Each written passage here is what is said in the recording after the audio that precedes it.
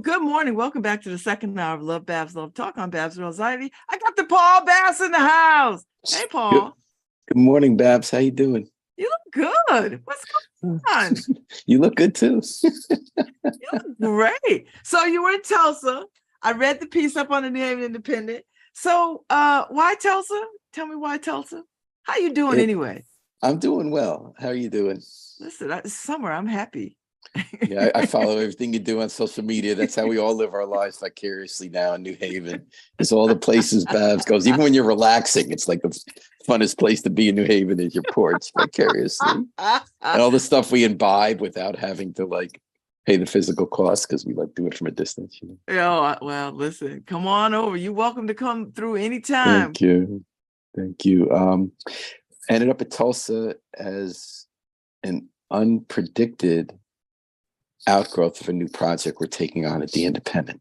Mm-hmm. So for a few months now, I've been working on a new project, as you knew, to try to create a nationwide network of local arts reviewers as an experiment in whether we can bring back in-person local reviewing of plays, concerts, art gallery shows, poetry readings, the way we brought back in-person local news reporting 18 years ago. Is there a new model? Now that the mainstream media and even alternative media have given up in most cities, not New Haven, not New York, but in most cities, if you're playing a live show, if you have an art exhibit, if you put on a play, there's almost no chance someone's going to show up and review it, tell people what happened, document it, say what they thought about it. I always valued that a lot. I think that our culture is our politics with soul. We're another way we're trying to work out our common goals and dreams and differences and how we live together and what it all means in a way that's sometimes easier to, even though it can be just as painful, even more raw when we tell the stories. It's a way we can be together as a community and live together and have a common purpose. And to no longer, because the business models of journalism no longer support that kind of work, doesn't mean it shouldn't be done. You know, the whole new industry has grown up nonprofit and have found a way to make it work for in-person news reporting locally. I thought, let's just see if there are different ways we could try it in different cities to see what works and what doesn't work, to try to bring back in-person arts reviewing and also support reviewers and support local arts. So we figured we'll pick a few cities where we know people, because it doesn't matter where you do it. There are 100 or 200 cities in America where you could do this, where a lot of stuff goes on almost every night. I was going to ask you, like, what was it about Tulsa that was attractive? Like, that's why what was Tulsa so funny. And not Memphis, or why Tulsa? Well, Memphis definitely is. So I think there are about 100, 200 places that I did research, and it was almost like a comedy routine. Every place you went, the daily, or if there was still an alt weekly, no one reviewed anything, but they all say the 5 things to do this weekend, or the feature with the cool person. And those are good. I'm not putting that down, Babz. I'm just saying nowhere did they show up anymore the way we always used to have reviewers in every city, you know, whether classical music, pop music, art gallery, arts, in the theater. So in mostly, I said, since there's so many cities, let's just go with people we know or we find out about or are interesting, because we're just trying to see how they build up the audience in these places, how you support the writer. But Tulsa kept coming up. Tulsa was the one exception. It started out with my daughter, who's helping put this together. She's in Oakland in the art scene there. And she said, you know, everyone's talking about Tulsa. I said, Tulsa? I said, yeah, my friend got hired there to help them try to figure out, a lot of people moving there. They're doing an arts district. And my friend was hired to help them figure out how to do it diverse, do it in a diverse way, how to get, because she's of color, you know, people of color to be part of it. And then it just randomly, I kept coming up with Tulsa. There's my other daughter in Northampton, someone's working on her house, an old musician who used to live in Nashville. So, you know, everyone's left Nashville, Austin, all got gentrified. They're all putting studios in new places. I said, where? He said, Tulsa. Everyone's going to Tulsa. And then it kept coming up. And then, you know, the new book, Victor Luckerson's book about the massacre in Tulsa, and how today they're still grappling with it, and how do you rebuild that community, what that says about American race and violence in American City. Just everything kept coming up Tulsa. So I just thought, I wonder if anything's going down in Tulsa. Like that should be the one city we try to figure out. So then it was like the comedy routine again. I caught up with some writers, and one person said to me, "We were just meeting about that today. All of us used to write arts reviews. There's no place to write them anymore, but there's 10 times as much going on as there used to be." So like she had grown up in Tulsa, went to New York, wrote for The Voice, came back, and then all of a sudden the Alternative Weekly went out of business. The Daily stopped, shrunk, got bought out by a big company and stopped doing reviews. And I heard there's so many places. Okay, we'll just go check it out. So I went with Carol, my wife, and my daughter Sarah, who's working on the project, and we spent a week having a great time meeting everybody and all the fun stuff going I on. saw you out just about every night, Paul. Like I've never seen you out like that. We were out every night and every day too. And they have like 9-10 concerts in Ice Babz, even on a weeknight. And of course, they have the Bob Dylan Museum.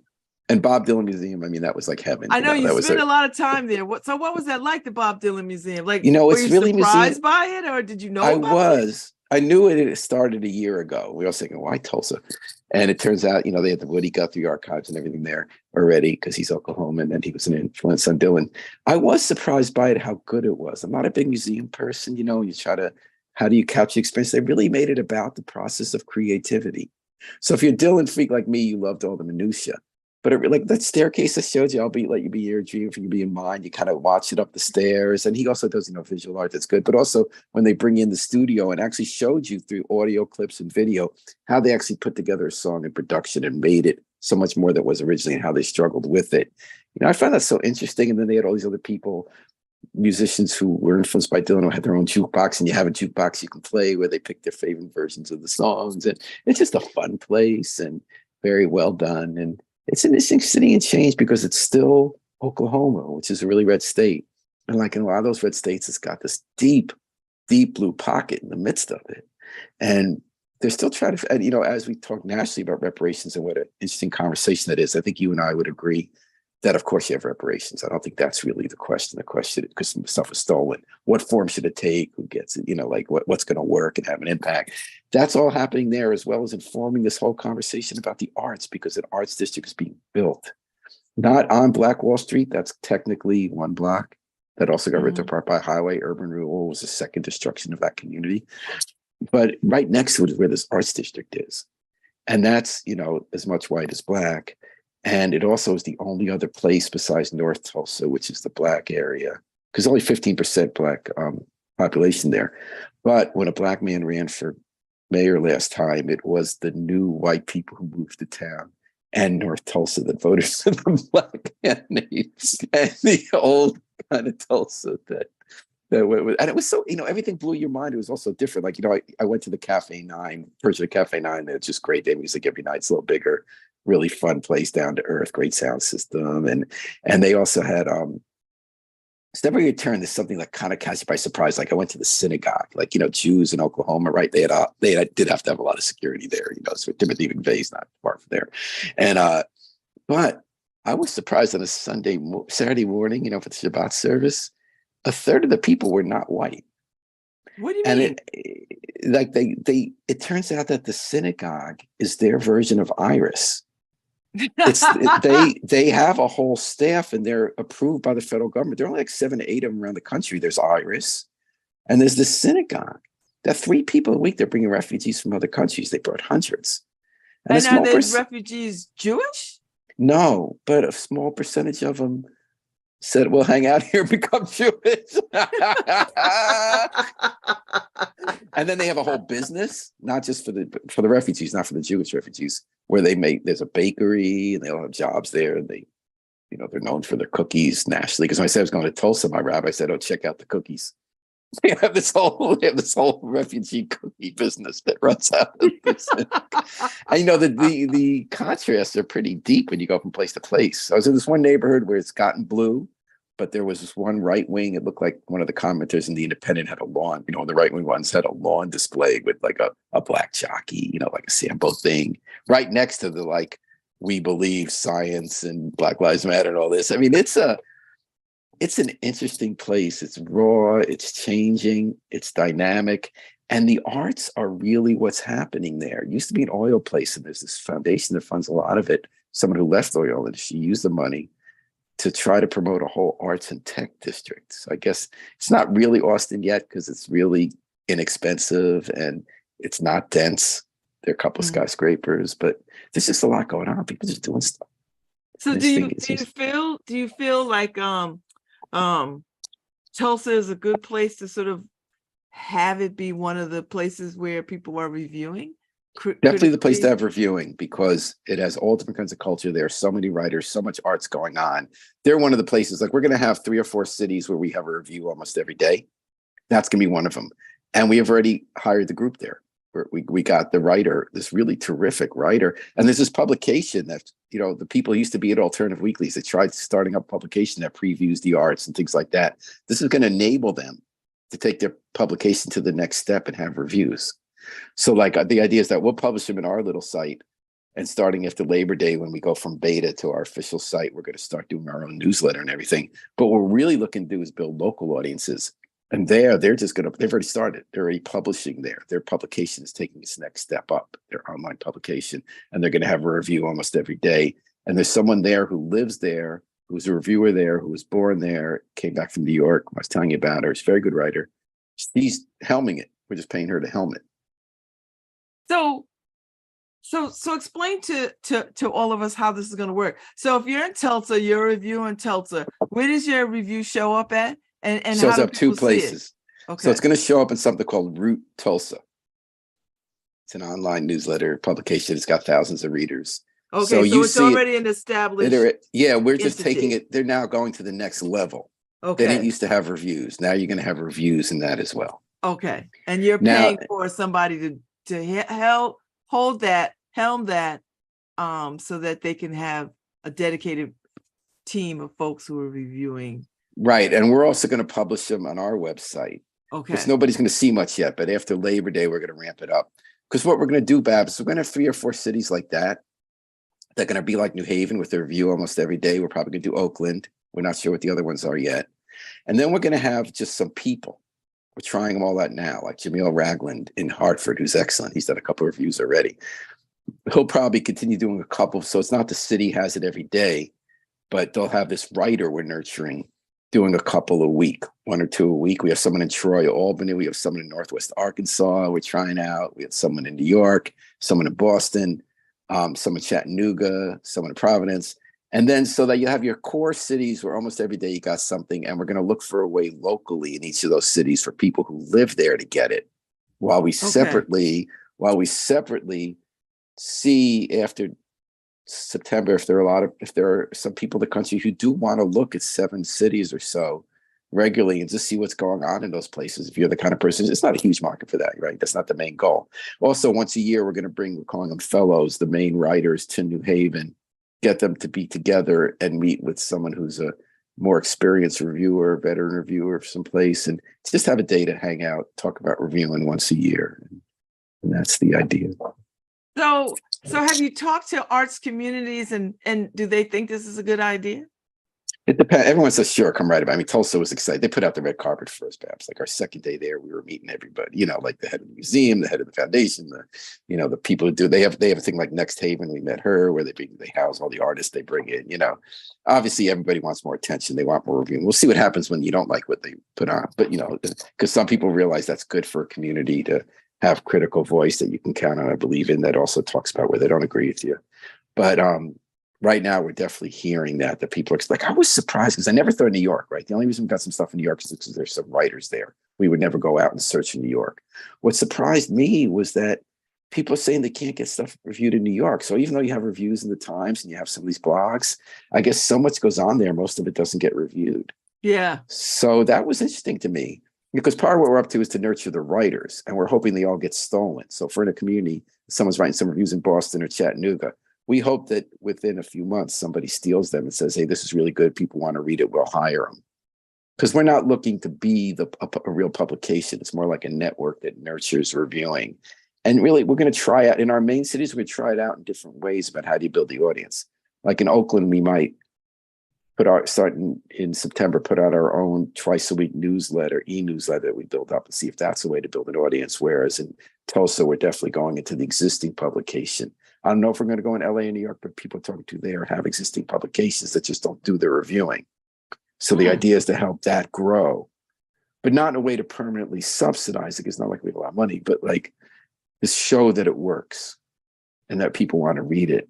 Sort of like the Independent, right? When we started, we were one of the first two in the country. And it's not that we tried to build up and own other places, try to run some big corporation that doesn't scale. But a lot of people came to us and said, how do you do this? And now they're over 400 because the idea does work. But we didn't know how it would work. We did a lot of mistakes too. You know, we'll make a lot of mistakes with this too. Either it's not good quality or it turns out people don't want to read it that way. We had all sorts of ideas about like nanotech and national beats that might work through a local site the way it used to, and the internet didn't work that way. But people really did have the ability in so many communities to have nonprofit reporting supported. And so I'm hoping to accomplish the same thing with arts. We just try some stuff, fail, succeed, and inspire some other people to do it well, and just sort of throw in this idea that we can still review stuff and in new ways too, that it matters. If these events happen, they matter. If people write about it, that matters. If we weigh in on it, that matters. And that it can still be done. We don't have to give up on that. So what is it about the idea of arts that attracted you? Because you could have picked anything. I mean, you could have picked sports. I'll tell you how I got it. News, news. Sports. I think sports is doing pretty well at local internet.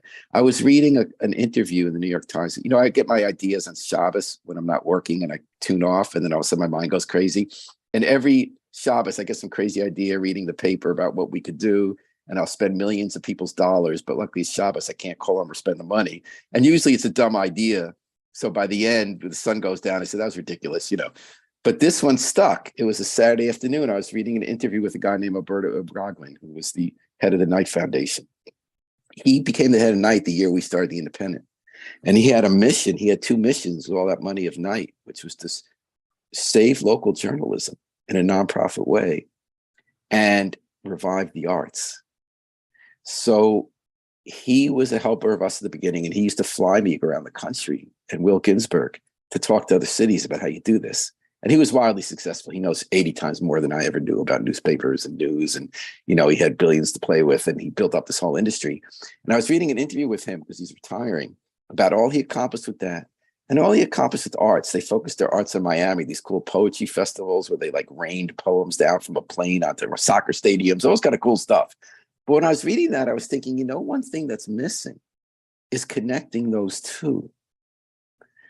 So much was done to revive local arts, so much done to local journalism. What about arts journalism? And I was thinking of Brian Slattery in New Haven. 10 years ago, one of our funders said, so much happens in New Haven. If I give you a little money, you just like write something every day about something that happened in the arts. And Brian ran with it. And people really appreciate it in New Haven that we do that. And I was thinking, why can't everybody have a crew like Brian's? Like, well, how would we make that happen? Could that happen? So I spent a few months researching it. As I said, I look at every city and I could never find any reviews, but I could find the previews and the features. But I'd find so much going on in places I never expected, right? And so then I thought, how would I put this together? So I actually met with a lot of people for a few months about how would you put this together. I heard a lot of ideas I decided not to pursue because they were more of the for-profit variety and scale and marketing. I thought, how do we do this? Just the idea, the genuine idea of true arts reviewing, and why I'm personally involved. Babz is I'm not an arts writer, but like you, I really love the arts. They're so important to me. When I grew up, the first thing I read in the paper wasn't the news. It was the arts. It was the review. If I went to a concert, I'd want to see what they said about the concert or play or movie. And if I didn't go, I wanted to read it anyway, even if I wasn't going to go, if it was over, because I'd like to hear what they had said about it, because I cared about movies and music and TV and plays. And I loved the writers. I cared about the writing. You know, reviewers have a voice. And I felt like it's something that connects us, something that is deeper. So that's why I say it's politics with soul, because they deal with all the issues of who are we? How do we live as a community? What do we think about? Why are we here on this earth? How do we relate to each other? How do we deal with ugly things that have happened in our society and challenges? How do we celebrate the beauty and mark that and appreciate it? And how do we look at each other? You know, that is politics, but you add the soul. So that's my answer for why. So I decided, you know, I'd stop being the editor of the Independent. And one of our funders said, hey, you know, you got a little money there. see what next thing you want to figure out that's crazy that you'd want to try to take on. And that's how it happened. So is your idea is to marry seasoned art writers, journalists with up and coming or new artists, journalists, folks? That would be my ideal. We're still in beta now, so we're just trying out lots of people.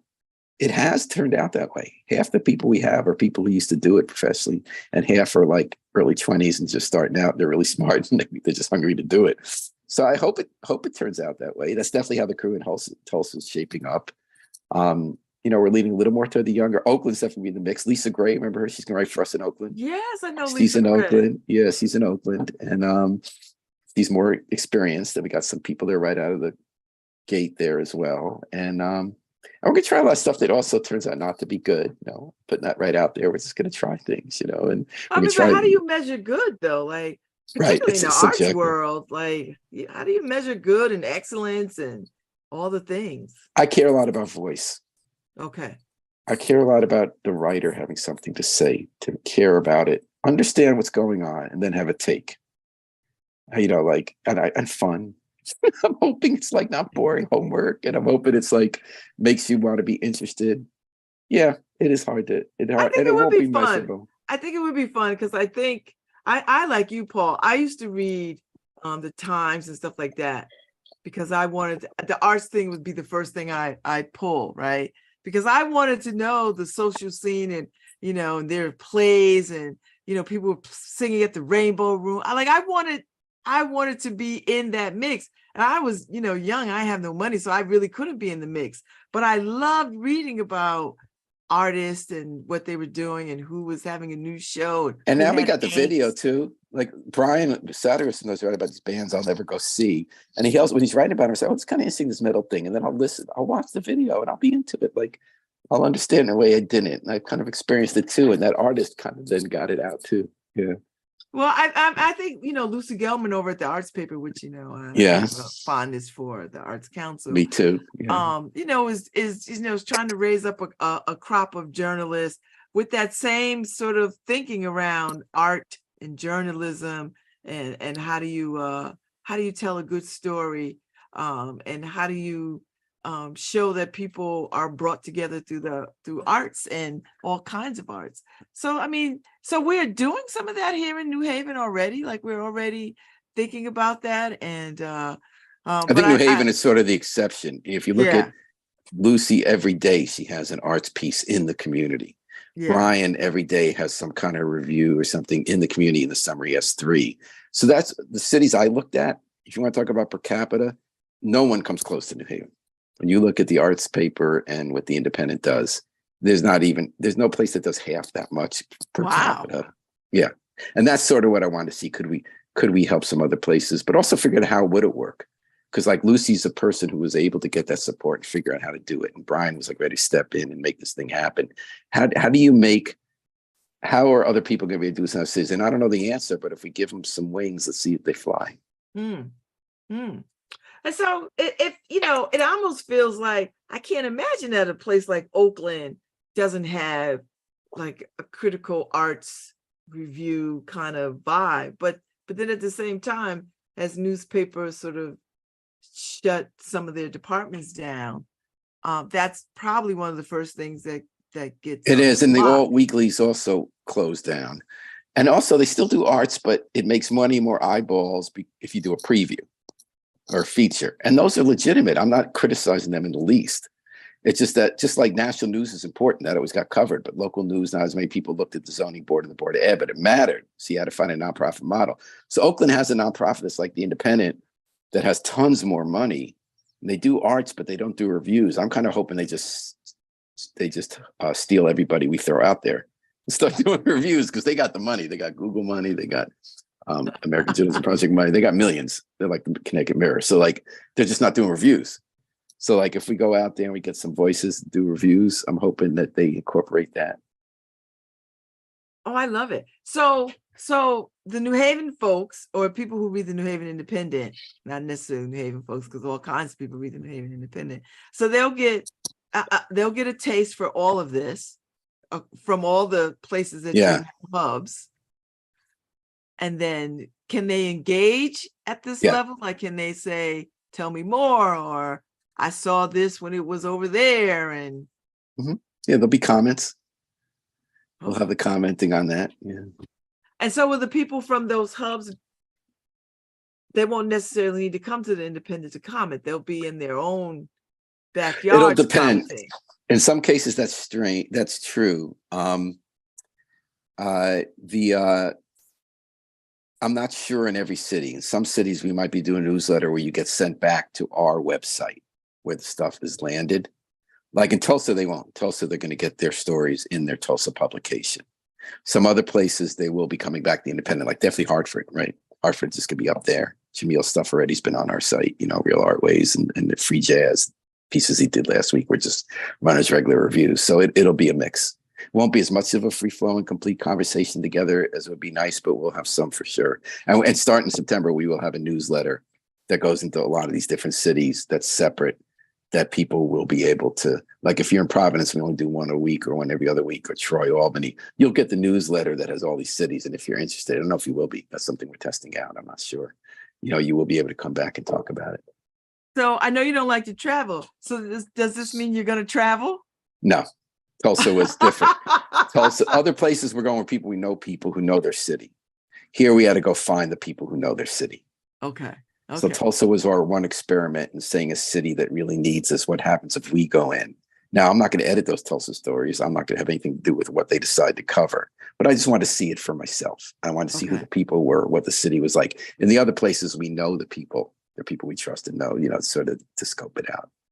Okay. So what did you eat when you were in Tulsa? Did you vegan, eat? Vegan. They had what was the vegan scene like? Were you surprised? Were you? Yes. First, we went to this place, Chimera, that had they must have had about a dozen vegan dishes that were really good, kind of like brunch food with tofu and tempeh, that kind of good stuff. We went to another place that had amazing smoothies and bowls. I would say there are at least 20 places that have some decent vegan options. And we ate well. I know it's strange. There's that weird, Tulsa, I don't think that used to be the case. And it was a really nice, pleasant surprise how nicely a vegan could eat in that city. I was wondering about that because I know vegan restaurants are taking a stronghold in a lot of places, but I can't quite gauge the Midwest, right? Like I can't quite get that vibe. I think you got to be in the blue dots. I've heard Nashville's definitely got them. Vegan as well as sort of combo. Stuff that has like real momish vegan, not just like the salad with all the meat taken out, or like, the spaghetti meatballs without the meatballs, real food we can eat. It's definitely changing for the better. So are you glad that you went to Tulsa first? Like that was the place and you feel like that was exciting. I got a buzz, I got a lift. Besides having a great time, I felt great about the project. Really loved meeting the people. The article I wrote wasn't as much arts as it was about the racial history of the place because it was so fascinating and the people we met. I met this is one family's been putting out a Black weekly since right after the riot. Their family was one of the families that had built up Black Wall Street and was very successful and had it all burned down. And then when urban renewal came, they tore down the Black neighborhood again. And part of the reason was that after the riot, because of the insurance companies not giving the same amount of money in other block they put up to rebuilding, they couldn't build up. They built it up again after the riot, but they couldn't build as sturdy the buildings. So when it came time for urban renewal, they said, oh, these aren't good buildings. Let's just knock them all down. That's blight. So they tore it down a second time. And the Eagle, that's the paper, this Goodwin family, they refused to go. They were the only building left. So I went to their place and they're trying to build it up again. It's right next to this highway. It looks like a closed down building. You walk in the door, you just walk through all these empty Warren offices. And I go into this 84-year-old guy office, this sweet guy, Jay's Goodwin, third generation running it. He's also a lawyer and he's all there at 84 years old. And he said, we're not going. You see that highway? We're not going. And his niece is a state rep. She's like the Robin Porter of Oklahoma. And they're fighting to get that highway taken down the way we took down the 34 connector and have that land reclaimed for Black economic development. There's a real consciousness that people want to do stuff. And there's just, it's just how do you go about it is the argument. Wow, that's fascinating. Like, how do you recreate? Commerce is different. So if Black Wall Street were starting today, it wouldn't have the same stores, right? It wouldn't have the same. I think the lesson for me was Tulsa is the example of how it's really important. We talk about the way we can help economic development in cities, how we can help Black community, but that what's more important is to get out of the way and remove obstacles. So if you think about it, what the Black Wall Street really was in its day was because in the Deep South, there were so many restrictions on Black people doing anything to invest money or have business or freedom. At least in Oklahoma, while it was deeply racist, you were freer to build up your own business. You could do that. So all these people went there and they were free without the restriction. Yeah, they didn't get the same access to capital. They didn't have the same, they didn't have the same rights other people had, but they were able to build up an area. And that's why they burned it down, because it was so successful. Yeah. That was the barrier. Whereas building it up, they didn't get help from anyone, any well-meaning white people. They didn't get government helping them build it up. They built it up. So in urban renewal, supposedly that was going to help the community. That hurt it again. Now they're talking, how do we help? And they built this whole kind of museum that ended up being a nothing, whereas this real excellent cultural center, that's the real museum of the riot, is the massacre, was put up by Black people without all that money. And that's where they get the crowds. That's where the Crutchfield Center is for the guy who was shot by the police. While it is really nice that people talking about how do we help, I think what's more important is how do we get out of the way. And I would say tearing down the, I think getting the barriers out of the way, like getting rid of the highway, is the most important thing to do. Mm. And is that a real consideration? Like, is that, we did it here, but is that real consideration? There's a fight going on. So the state rep, the version of Ron Porter, got it approved by the government. So there's a fight. The State Department of Transportation wants to keep the highway up. And the group she put together had a different plan to take it down. And there's all this money from the federal government for cities to take highways down. They have to decide between the two plans. They initially decided on hers. but the fight's going on and it takes time. It is worth fighting. I like it. Well, it sounds like you had a really good time and a good experience. I didn't realize Tulsa was only 15% Black. I thought it would be higher. And it's 5% Native, but right outside there are reservations. Okay.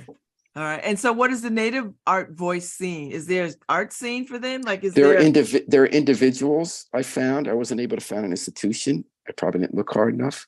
Like, they're definitely included when you're talking about, like, in the magazine that has the articles of people doing stuff. There's a really wonderful artist on one of the main streets right by Black Wall Street who has a studio. You watch him work while he has his art. I didn't see, I'm sure there's an organized entity either right outside the city that I didn't find. Okay. So I don't week. All right. So do you think you'll go back to Tulsa just to follow up, or are you done? Not sure. I would imagine that, you tell this part of the story and then you go back and sort of say, this is where we are. I want to see Kane's Ballroom. They actually have a famous concert hall that a lot of the big musicians want to make sure to go to Tulsa. Like, everyone plays Tulsa. I would like to go to Kane's Ballroom. Just didn't have anything going on that night. I was there. And I'd like to go to AA Park. It's right downtown. And, when Bob Dylan came to Tulsa, he didn't go to his own museum. He went to the AA Park across the street when he was playing a concert. That's pretty good. Well, I love this idea. I'm looking forward to it rolling out. I'm looking forward to just reading about local arts in other places, because I think that's a good connecting tool. And I appreciate this. Thank you for your time this morning. Well, thank you. And do let us know how it goes. We need the feedback. And thank you for being I will. I'll have some in the mix. Okay. But thank you so much. And I'm so glad you had a good time. And I was quite impressed with your nightly crawl. Like, you were out there in those streets. So we were channeling our inner Babz. Yeah, well, you did a damn good job. Thank you. Thank you so much. I appreciate you. All right, Harry Droz, thank you so much. We're out of here, but we're back tomorrow. That was Paul Bass, and he was talking about this Tulsa Arts Review team that's going to, not Tulsa, but just arts in general, local arts review team that's going to be rolled out. And it's going to be a good opportunity for us to connect to other places about what their art scenes is looking like and get some critical review about what's happening in their neck of the woods. So I'm out. It's Monday. Y'all be safe out there. I'll be back tomorrow. Be back.